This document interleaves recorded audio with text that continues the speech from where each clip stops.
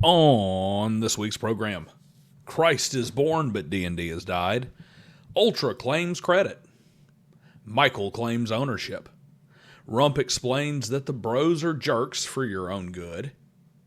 Just like Captain Janeway, NWBroJaneway is on the complete opposite side of the galaxy from right, and Sandy Peterson has a point, but makes the wrong one in the process.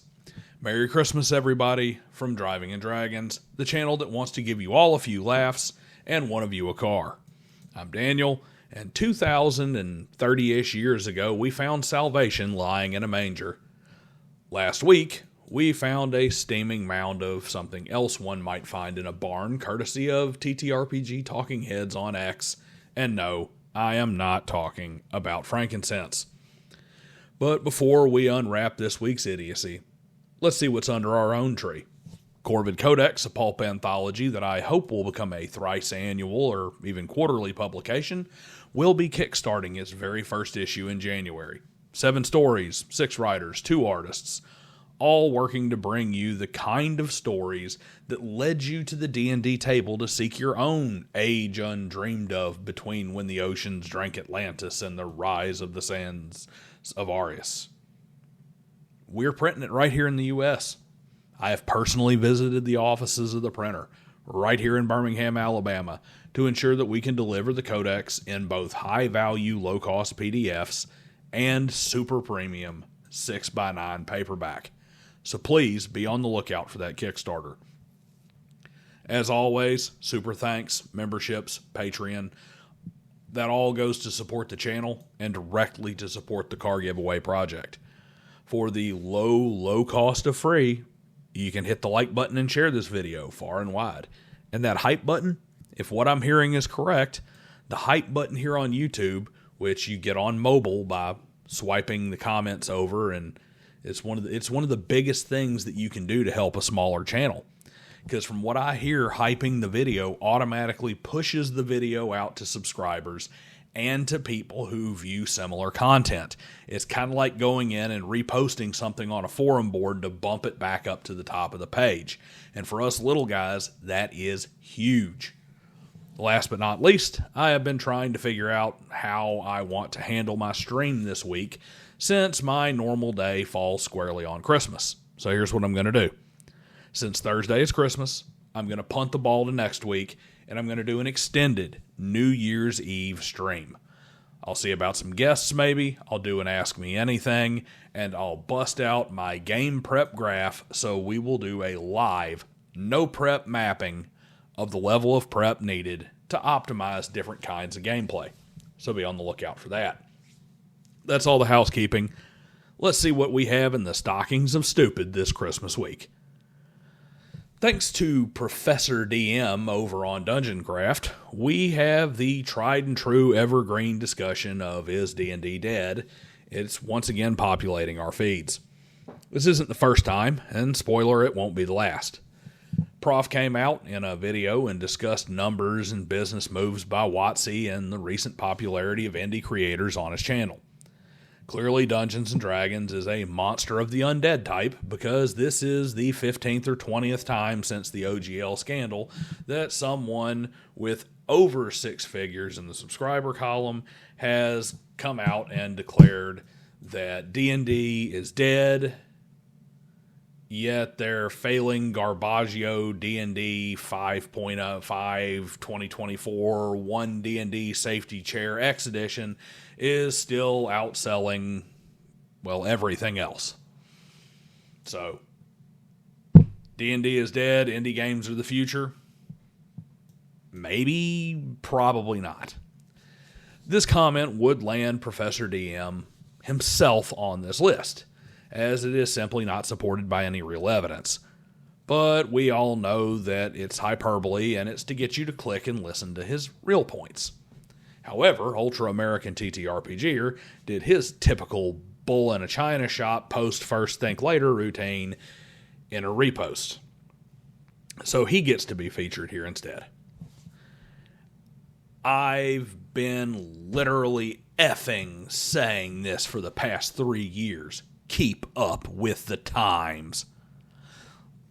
let's set aside that he's been saying it for 3 years and it's still just as verifiably incorrect now as it was then. Professor DM has been pointing out the internal rotting of D&D for years. Ultra's a good dude, but he gets out over his skis a lot. Dude has predicted the complete collapse, total end, and mass player exodus from Dungeons & Dragons every time Wizards has so much as posted a D&D Beyond server maintenance update, and now he is saying, I've been saying this for 3 years, like it isn't part of an insanely biased section of the hobby that has essentially been yelling D&D is dead since TSR sold out. It's actually kind of funny because Ultra is very much a newcomer to the hobby himself, having cut his teeth on Powered by the Apocalypse games, really by his own admission during COVID. And, that system is barely older than 5th edition, but, he's only been playing since like 2020. He's like 5 years in the hobby, but he just so happens to be in the D&D is Dead section, that kind of OSR group. And he's acting like he's some great bellwether that's predicting something that Dan missed, despite Professor Dungeon Master having significant contacts with insiders, a much less biased and more informed academic mindset towards reviewing the available data, and a wealth of experience and historical knowledge that Ultra simply lacks. And it's just not a good look. And also, why would you ever want to go so hard in the paint at someone who is not only a large influencer in the hobby, but he's sympathetic to your side of things, if you want to call it a side, and is generally very well liked across the board. All in all, this is a big miss by Ultra. That's not the only D&D is Dead commentary brought on by Dungeon Craft this week. We have Michael McLaughlin, who posted a question that tries to sound profound, but is really just playing the same stupid word games that make 90% of online discussions completely unproductive. He asked, does anyone really own D&D? Between the open game license and the Supreme Court ruling that you can't own mechanics, can't we play D&D with any packaging we desire? This is not the bigger discussion he thinks it is. First off, given that the overwhelming majority of quote-unquote indie games that see any level of success are essentially D&D clones of one flavor or another, he is more or less just restating Professor DM's premise as a question. But the reason this comment is asinine is that it does the same bullshit, non-argument, facile, evasive, bad faith nonsense that pisses me off so much in just about every online debate these days. He is entering a conversation where a term has a fairly apparent assumed definition, only to make a point that relies on a completely different definition that sidesteps the actual points being discussed. Yes, if we're defining D&D as class-based TTRPG where the core mechanic is roll a d20, add bonuses based off of 1 of 6 attributes and relevant modifiers, and success is determined by meeting or exceeding a target number, then sure, nobody owns D&D and you can play it forever, however you like, in whatever world, in whatever way, and nobody really owns it. But when someone says D&D is dead, we all know that is not what they are talking about. D&D is dead means the brand Dungeons & Dragons, which is most certainly owned by Hasbro via its subsidiary Wizards of the Coast, and if you print those words and that ampersand on your product without their express written consent, you will very quickly and painfully learn the answer to, does anyone really own D&D? This is infuriating. If you want to sound profound, think of something actually profound, instead of playing word games to make something stupid or off-topic sound insightful. Does Chevy really need to build a Camaro for someone to drive a Camaro? Isn't Camaro just the feeling of a pony car that's objectively superior to the Mustang in every way? Aren't I really driving a Camaro every time I rev my Civic up at the stoplight? You see how stupid that sounds? Seeing the competition heating up in the Tournament of Tards, Rump DM has made sure to maintain a lead in his chase for the 2026 Golden Dummy this week. He posted a question that I'm sure he gets asked all the time, but probably wasn't actually asked this time. You know, posting the question himself just so he can reply to it.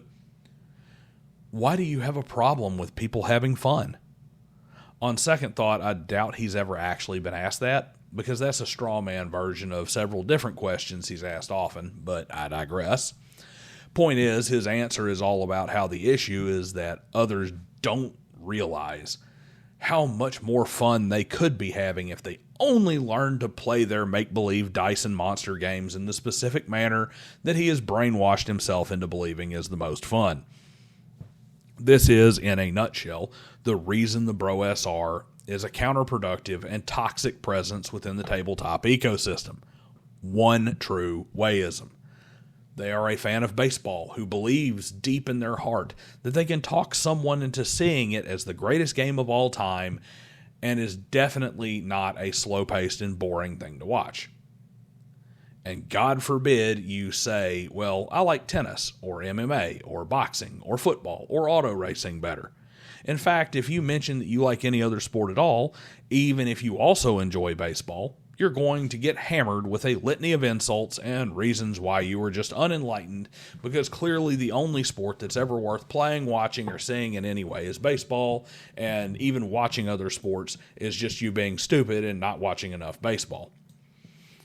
If I had to put money on it, I would say that the primary BroSR talking heads bought into their own trolling so hard that they have gone past telling everyone that they fart floral scents as a joke, and they've gotten to where they actually believe that their past gas smells like roses, and all you have to do is take a big whiff and you will too.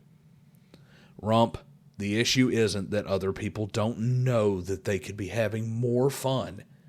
It's that you are too stupid to understand that other ways are more fun to other people. In fact, most people.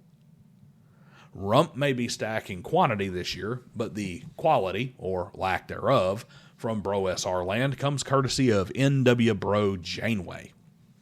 Matthew Martin has been wading in deep against the bros this week, targeting their bellum aeternium omnium contra omnes. And that's a eternal war of all against all for those who don't speak Latin. In other words, he is attacking their recent focus on every game resulting in continuous PvP. He basically pointed out the same thing I did a second ago talking about Rump.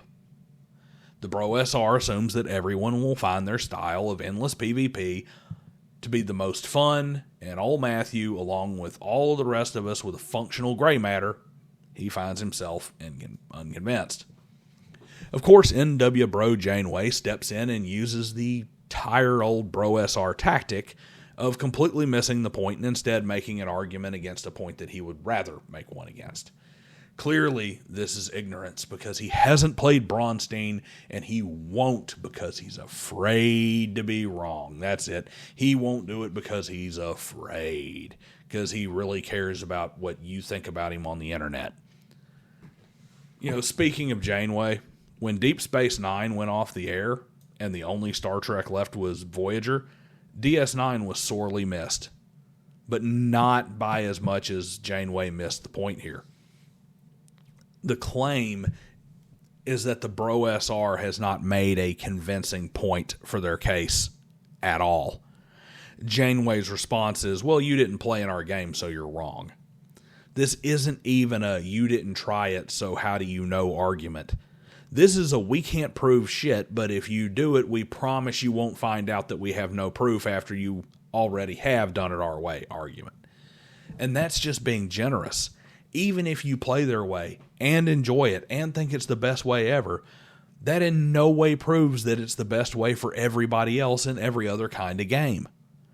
Of course, when you point this out, and you pointed out that you have played that way and didn't find it all that appealing, numbskulls like this guy, named for 2 subpar 90s television offerings, will simply tell you that you must not have played it right. Because if you don't think vanilla is the best flavor, you are clearly tasting it wrong. We finish with a double whammy from the world of first-person shooters. Sandy Peterson is one of the most important figures in the world of intelligence as a dump stat. Why? Well, in a word, he's prolific. He was a major element in the development of several early, highly successful tabletop role-playing games, most notably Call of Cthulhu. and he had a hand in designing the progenitors of 3 major genres of video game. He also says some stupid shit from time to time, and he isn't shy about getting in the pit and throwing elbows with people who display their ignorance.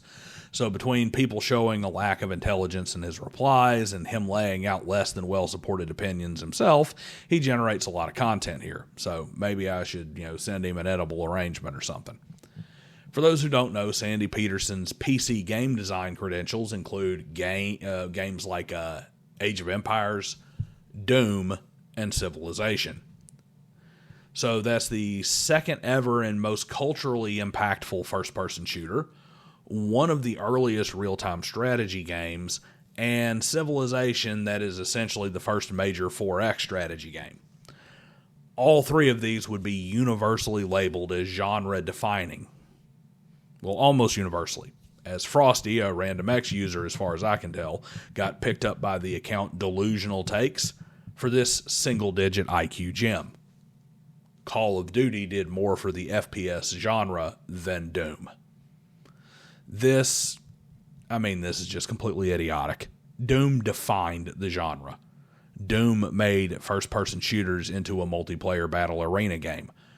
Doom is one of those things that every random non-gamer recognizes by name. Call of Duty is a completely derivative game. It has literally done nothing original at all in its entire existence as an FPS franchise, except maybe teach 8-year-olds about incestuous bestiality in the voice chats of certain pickup games. However, I did say this was a double whammy, because Sandy's reply also lands here. He replied back to this idiot with, except created as a genre. That's right, Doom created FPSs as a genre. It's only one word that's wrong, but boy is it a big one. Create. Doom didn't create the FPS. It defined it. It solidified its presence in the gaming world. Hell, it even created the commercially viable concept of multiplayer LAN parties and the FPS as kind of a party game, but it didn't create the genre. And I'm not playing gotcha here. I'm not talking about some proto-FPS game, oddball 1970s game that existed in NASA labs and technically qualifies as an FPS. I'm talking about the first real commercially viable game that would be recognized today as a first-person shooter, and it just so happens to have been made by the exact same company, the exact same studio, and the exact same people within 1 year of that Doom project. And that game is Wolfenstein 3D. Sandy worked for id Software. He knows better. So kudos, Sandy. This idiot served you a hanging slider, and instead of putting it over the fence, you managed to pop it up to the pitcher. Anyway, here is hoping that there is a mountain of BC headache powder wrapped up under my tree, because I'm sure as hell going to need it. Merry Christmas, everybody. See you next time.